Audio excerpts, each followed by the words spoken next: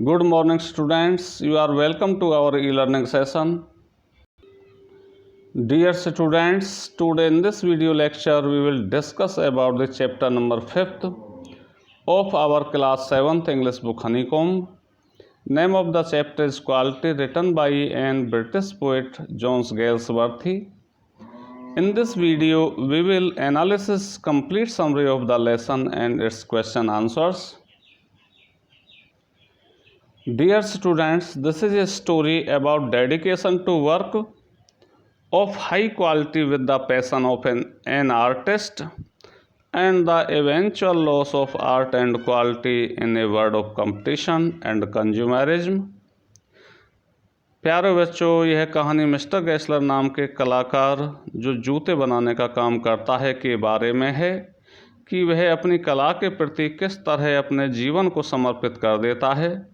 लेखक इस लेसन में इस बात का भी वर्णन करता है कि किस तरह परंपरागत रूप से उत्कृष्ट कार्य करने पर भी एक शूमेकर शू आर्टिस्ट इस उपभोक्तावाद की दुनिया में बड़ी बड़ी कंपनियों और विज्ञापन के सामने नतमस्तक हो जाता है और अपनी कला को खो देता है।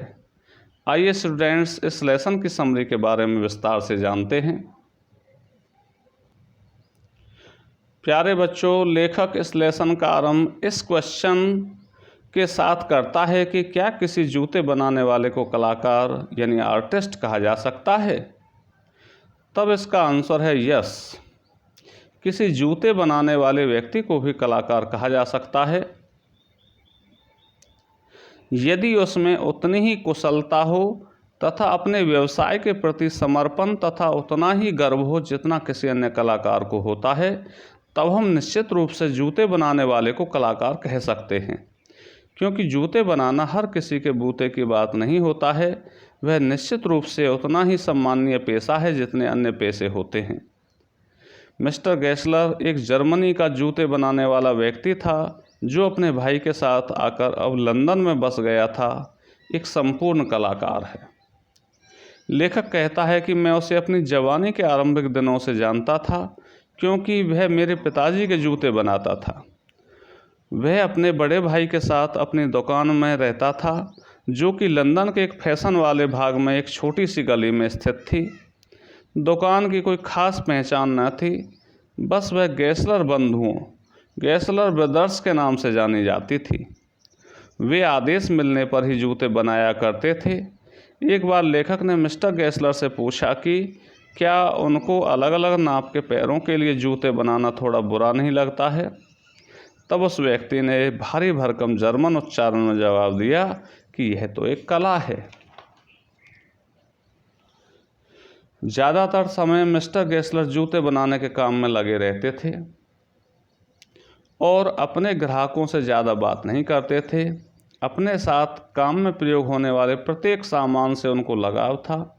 गैसलर बंधुओं के द्वारा बनाए गए जूते बड़े मजबूत होते थे और बहुत लंबे समय तक चलते थे। एक बार लेखक का अनुभव थोड़ा विपरीत हो गया था। इसकी शिकायत उन्होंने मिस्टर गैसलर से की।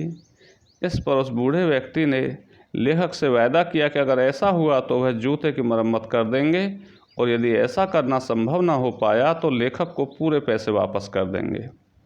हुआ ऐसा था कि एक बार लेखक ने जल्दबाजी में जूते किसी बड़ी दुकान से खरीदे थे। वे लेखक के पैरों को काटते थे, उनमें चुभन का एहसास होता था। लेखक को ध्यान नहीं रहा कि वे जूते मिस्टर गैसलर के बने थे अथवा किसी बड़ी फर्म के द्वारा बनाए गए थे। लेखक उसी बात की शिकायत मिस्टर गैसलर से कर रहा था। मिस्टर गैसलर ने उस जूते को बड़े ध्यान से देखा तथा जूता जहाँ से चुभ रहा था उस जगह को थोड़ा सा दबाया। उदासी भरे चेहरे के साथ उसने कहा कि बड़ी कंपनियां अपने आत्मसम्मान का मोल नहीं जानती हैं। वे ग्राहकों को अपने काम की बजाय विज्ञापन से लुभाते हैं। इससे ग्राहकों को कई बार परेशानी होती है, लेकिन उनको इस बात से कोई मतलब नहीं होता है। वे आधुनिक मशीनरी का प्रयोग कर मास प्रोडक्शन करते हैं और विज्ञापनों का प्रयोग कर अपना उत्पाद बेचते हैं। लोग के पास समय का अभाव होने के कारण वे उनकी जल्दबाजी का फ़ायदा उठाते हैं। यही कारण है कि मिस्टर गैसलर जैसे लोग अपना धंधा खो रहे हैं। उनकी इन बातों को सुनकर लेखक को इतनी शर्मिंदगी तथा अफसोस हुआ और उन्हें यह याद आ गया कि उन्होंने जूते किसी बड़ी फर्म से लिए थे, तो उन्होंने उसी क्षण कई जोड़ी जूतों का आदेश दे दिया।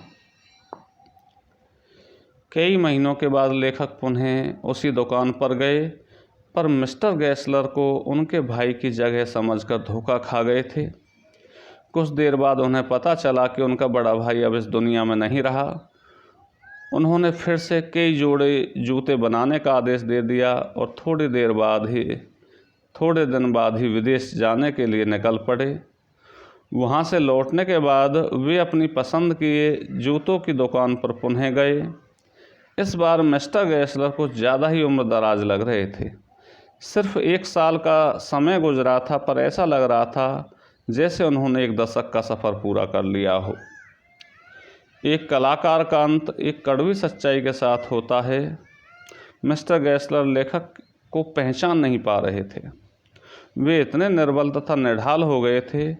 फिर लेखक ने हमेशा के जैसे कई जोड़ी जूते बनाने के आदेश दिए और इस बार के जूते पहले से काफ़ी बेहतर थे।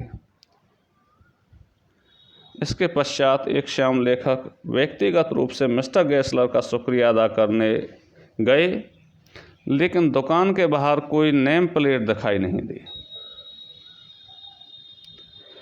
अंदर एक गोरा आदमी था। उसने बताया कि मिस्टर गेसलर की मौत हो चुकी है और उन लोगों ने वह दुकान हासिल कर ली है। उस गोरे आदमी ने बताया कि मिस्टर गेसलर की मृत्यु भूख से मरने के कारण हुई है।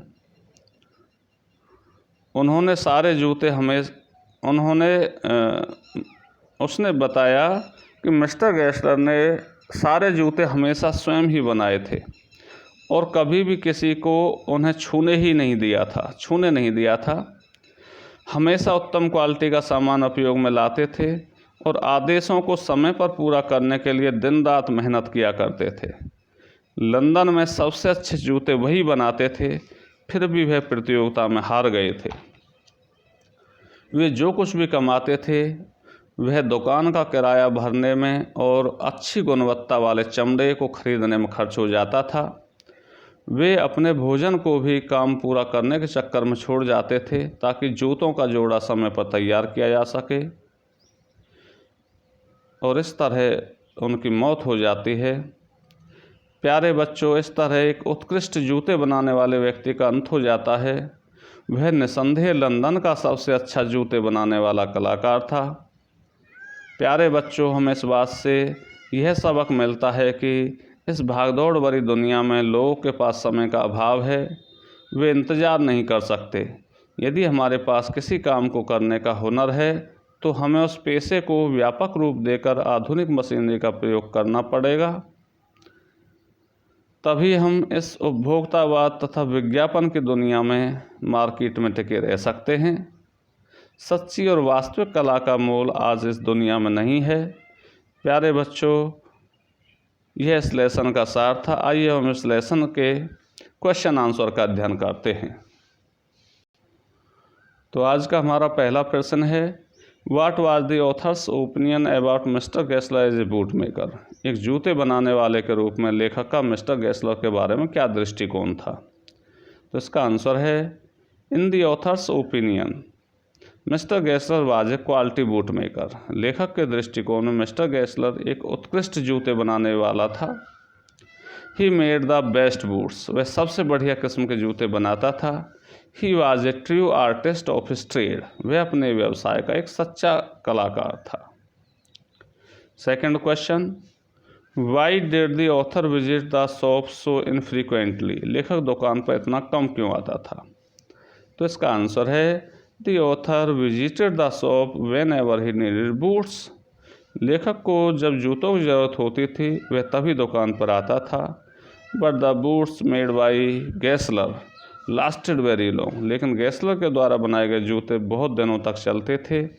सो he visited the shop so infrequently. इसलिए वह दुकान पर इतना कम आता था। Question number third, What was the effect on Mr. Geisler of the author's remarks about a certain pair of boots? किसी एक खास जोड़े जूते के बारे में कहे गए लेखक के शब्दों का मिस्टर गेसलर पर क्या प्रभाव पड़ा। इसका आंसर है he expected the author to withdraw और क्वालिफाई हिज स्टेटमेंट। वह चाहता था कि लेखक या तो अपनी शिकायत को वापस ले ले या उसमें संशोधन कर ले। He could not believe that the author's remarks. उसे लेखक के शब्दों पर विश्वास नहीं हो रहा था। Lastly he said that he would not charge any money for those bad boots. अंत में उसने कहा कि वह उन खराब जूतों के उससे पैसे नहीं लेगा। Question number 4, what was Mister Gessler's complaint against big firms. Mister Gessler की बड़ी फर्मों के खिलाफ क्या शिकायत थी? तो इसका आंसर है his complaint was that the big firms had no self respect. उसकी शिकायत यह थी कि बड़ी फर्मों का कोई आत्मसम्मान नहीं होता है। They make inferior boots and sell them by making advertisement. वे घटिया किस्म के जूते बनाती हैं और विज्ञापन का सहारा लेकर उन्हें बेचती हैं। Question number 5, why did the author order so many pairs of boots, did he really need them. लेखक ने जूतों के इतने अधिक जोड़ों का आदेश क्यों दे दिया? क्या उसे वास्तव में उनकी ज़रूरत थी? तो इसका आंसर है Mister Gessler's financial condition was very bad. Mister Gessler की आर्थिक स्थिति बहुत ही खराब थी। The author wanted to help him. लेखक उसकी मदद करना चाहता था। So he order so many pairs of boots. इसलिए उसने कई जोड़ी जूतों का आदेश दे दिया। दो he really did not need those boots. यद्यपि उसे उन जूतों की ज़रूरत नहीं थी।